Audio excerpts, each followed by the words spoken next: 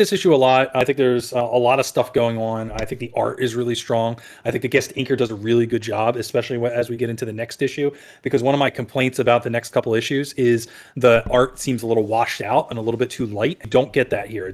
There's some dark, crisp lines over JR's pencils. I think it looks really solid if you're a fan of JR's art during that particular point in time.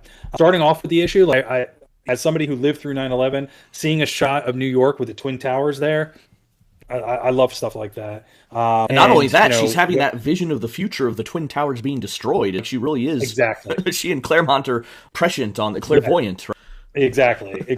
I think all of that is really well done. I like this like giving a little bit more backstory to what this future was like for Rachel. Now it feels like what we saw in Days of Future Past, but it's becoming so different as she tells the story.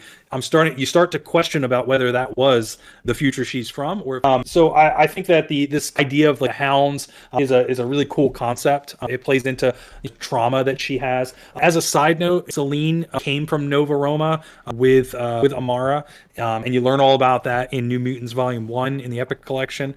That's there's an interesting backstory between these two girls. Selene, obviously they reference it as they talk about it throughout this issue, but if we were reading that, you'd experience that stuff. I think that the art, as we look at like the Hellfire Club, the one complaint I'll have is that Tess looks a little bit too much like Selene. It's a bit confusing. I know they're all supposed to be dressed up in like costumes and kind of playing a specific role. I was getting a little bit confused with the black dominatrix outfit versus the black dominatrix outfit that don't that's a one piece versus a two piece. That's the difference here.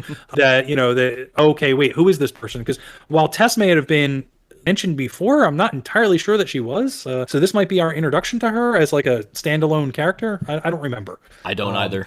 This lady you're talking about here. Yep. Yeah, and she'll be around for a little while. I remember her as a character. I just don't remember when she was introduced and whether this is the first time we saw her or not. But she's got the same outfit on as Selene, which is a little odd. I think that the splash page that's a couple pages forward with sort of Rachel's whole face and all of the things going across is really good. I think that's a really cool image. I'm a little unsure about what Selene's powers are. I get like energy sucking vampire. I guess she's just like a witch and can do anything she needs to on top of it, and that plays into the whole magic bothers me stuff, which will be a theme for the next couple issues as we go through this. So I thought this issue was a pretty good introduction to the volume. I think for me, it really hit home because of the art. I think that the art's really strong for the JR stuff. As we get into the next couple issues, I'm almost disappointed. I almost like what JR is doing, but feel like he's not complimented by Dan Green's not putting in his best work or something's going on there.